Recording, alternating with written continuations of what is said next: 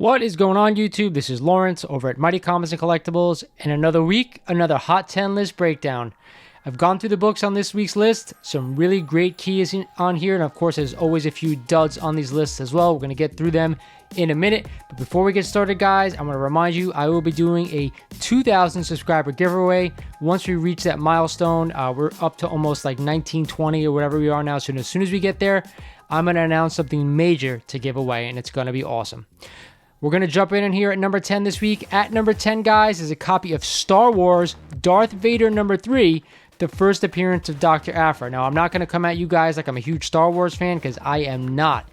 I was a fan of the original trilogy, and I've probably seen a little bit of the new ones, you know, a couple of the next trilogies and the prequels. But outside of that, I really haven't seen too much. But either way, this book, the CGC 9.0, recently sold this week for $500, up a whopping 23% since March of this year.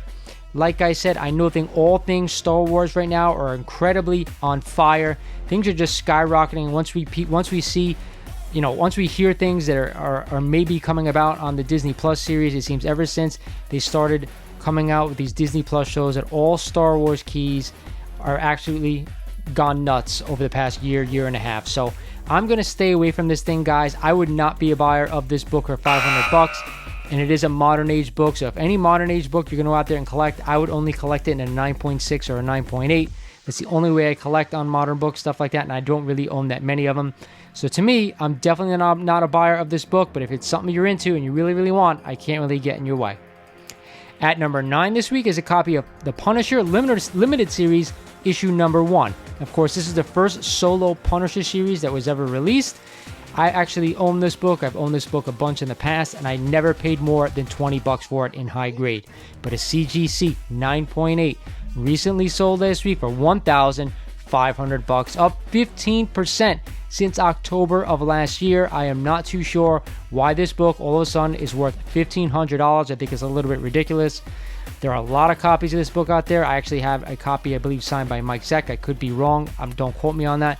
Regardless, this is a lot of money to pay for this book. I get it's his first Punisher limited series. But to me, if you're going to put $1,500 towards a book, you can own a mid-grade copy of Amazing Spider-Man number 129, the first appearance of Frank Castle and the Punisher. That, to me, is the better buy than this book. If you're going to spend that much money on this book, I think you're nuts. So this is a thumbs down for me, guys.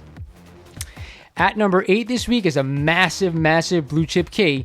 It is a copy of Daredevil number 1, the first appearance of Matt Murdock, Foggy Nelson, Karen Page, and of course, Daredevil. Anybody who's been watching my videos recently knows I picked up a second copy of this book signed by Charlie Cox. It is one of my top Silver Age picks for 2022, and a CGC 1.5. Recently sold this week for $2,795, up only 4% since May. I know that's only a measly 4%, guys, but it is a Silver Age blue chip key, and that book has gone up massively over the past year. I believe, like on one of my last videos, it's up like 350% or whatnot. Most of these grades are, which is absolutely mind-boggling. I do think it's still got a long ways to go to catch up to the AF-15s, the Hulk 1s, the Journey into Mystery 83s, and of course, the Tales of Suspense 39s. It is a major key that I'm betting on right now in the Silver Age, so 100% this book is a buy for me. At number 7 this week is a copy of Amazing Spider-Man number 122, The Death of the Green Goblin. We can all guess why this book, of course, is going up right now. If anyone who's seen No Way Home, although the Green Goblin doesn't die, spoiler alert, that he does get sent back to his own timeline without his powers. So I guess that's kind of what the Green Goblin dying is in this MCU. I have no idea. Either way, CGC 7.0. Recently sold last week for $525, up 12% since August of this year. Let me first say that I am always a buyer of this book, as it is a classic storyline. It is an amazing cover, and it's a book I always want to own. However, whenever I try to pick up this book, I always try to find it for a good price. I think I paid like $200 for my copy, and it's probably around a 6.0. I paid it maybe like a year and a half ago. I paid for it. I understand the book has gone up since then. I definitely want to own this book, but I just can't see spending $525 on it. It seems like a lot of money to me. I'm going to wait a little bit longer for this book to come down. Maybe I can get it at a deal or try to find somebody who has it on their shelves that maybe someone hasn't picked it up in quite a while. That's what I'd be trying to do, but I'm not going to spend $500. I just don't think I want to do that. At number 6 this week is a copy of Tomb of Dracula #1, the first appearance of Dracula, and this beautiful Neil Adams cover. Now, there is some spec out there right now that Ethan Hawke is going to be portraying Dracula in the Moon Knight series. I am not 100% how this rumor got started or if it's even true, but I will say this, a CGC 7.0 recently sold last week for $670, up 3% since May. I have been hunting this book for the past couple of years. I recently sold my copy maybe about 6 months ago when I first heard that Dracula may be appearing in this series or in his own show. I have no idea, but either way, I thought back then was a nice time to sell that book, and this book seems to keep going higher. It has a lot of money to spend just on the first appearance of Dracula. Of course, this Dracula is based off the original Bram Stoker's Dracula, so take that for what it's worth. Dracula has been around forever, way before the 70s, so I'm not sure how much further this book is going to go up in price.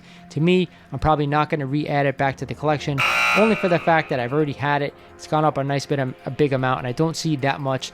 I don't see it going up much further over the next year, guys. So to me, I'm staying away, but I always want to own this book because it is an awesome cover, a key issue, guys, and it's still, in my opinion, still relatively reasonably priced. At number 5 this week is a book we haven't seen on this list, and I don't think the whole time that I've been doing these lists. It is a copy of Vampirella magazine #1, and of course that's the first appearance of Vampirella. We don't really hear a lot about this character. I would love for them to do a Vampirella movie or some kind of show. I don't ever think it's going to happen, only for the fact that she is very scantily clad, and it's something I would love to see. Don't think it's, like I said, it's ever going to happen because, I just don't know if they'd ever go in that direction, guys. But it's something I would love to see, and I'm sure a bunch of other people out there would love to see it as well. But either way, the CGC 7.0 recently sold last week for $1,704, up a whopping 56% since April of last year. Again, this is a book, yes, I would definitely be a buyer because I do not see a lot of copies out there. I don't see it around at shows. I don't see it at LCSs. I don't see it at all. So to me, I'm not sure how rare this book is, but it's something I'd want to add to the collection. Something I'd love to talk about. It is quite the character, and something that I think a lot of people would enjoy if they got into, her character, this book, and all the other books that came after it. So yes, if you could find it, and if you're willing to shell out this money, I'd be definitely a buyer. At number 4 this week is probably one of my biggest picks for this year. It is a copy of Marvel Spotlight #5, the first appearance of Johnny Blaze as Ghost Rider. If you guys haven't seen my Bronze Age picks for 2022, this book is all over it, and for good reason. CGC 5.0 recently sold this week for $1,945, up only 2% since June. So I'm not sure exactly why this book at this grade hasn't really taken the next step higher, but I will say this. This is one of my top picks, if not my biggest pick for 2022. There are rumors out there that the Ghost Rider has been cast. They're not confirmed, but that's the rumor out there right now, so this book is starting to go. If you do not own your copy, it's one of the books on my 2022 want list. I'm definitely a buyer, guys. At number 3 is a copy of Fantastic Four #46, the first appearance of Black Bolt. Now, I have an interesting story about this book.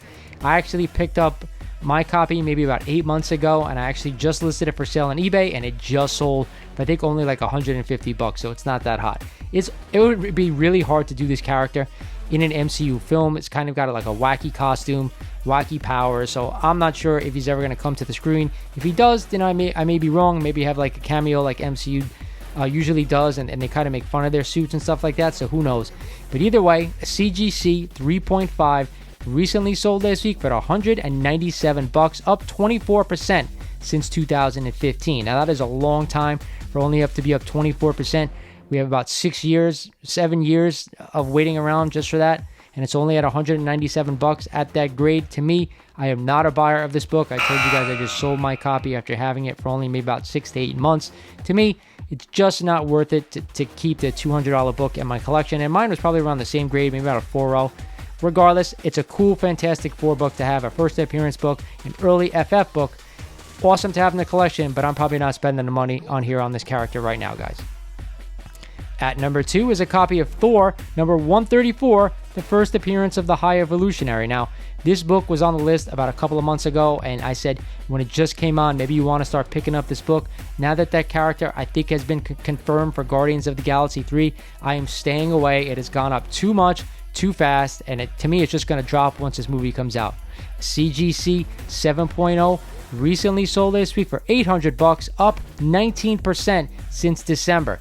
To me, 20%, and you're looking at just under 2 months. It's quite the whopping, jump in this book. I don't think the High Evolutionary is going to have a massive role going forward in the MCU, probably just for this movie, considering it's the last Guardians of the Galaxy movie. So to me, I'm not spending $800 on this book. I'm going to put that money to like a really big key that I think that I love, first of all, or I think that they're coming. Like, it's inevitable that they're coming. To me, that's just what I'm going to do. I am not a buyer of this book. I'd be staying away, and if I own a copy right now, I'd probably be selling it. Okay? And at the top spot, another massive, massive key, in my opinion.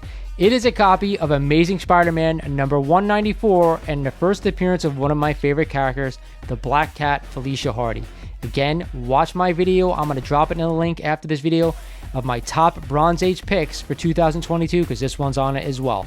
Now, there are rumors out there that Sony is developing their own team movie with Black Cat, Silver Sable, Silk, Jackpot, Spider-Woman, all coming together to form a team.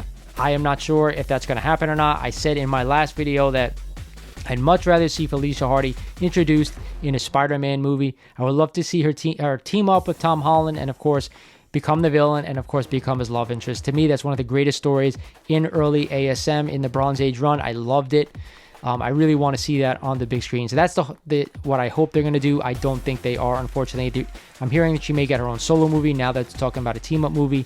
To me, I think that's kind of the wrong way to go. I don't mind so much a solo movie. I just not a huge fan of the Sony movies, so I'd rather see her in the MCU first. But regardless, CGC 6.0 recently sold this week for $376, up 18% since December. This book is finally starting to take off, guys. I actually own 3 copies. I used to have 4. I'm down to 3. But I love this book. I love this key. A nice, beautiful black cover of one of my favorite villains, one of my favorite, heiresses, of course, and of course has a great relationship with Spider-Man, and that's most important. So that's it for the Hot 10 this week, guys. Another breakdown of what I'd be buying here in this market right now, what I'd be selling, or kind of what I'd be staying away from. Like I said about the 2,000 subscriber contest, be on the lookout for that once we hit 2,000. Of course, if you are not a current subscriber of the channel, guys, why don't you go ahead and click the subscribe button for me. Why don't you smash that like button, turn on the notification bells, and of course, comment down below. Let me know what you think of this list. That said, I'm Lawrence over at Mighty Comics and Collectibles saying thank you for watching, and I'll talk to you guys soon.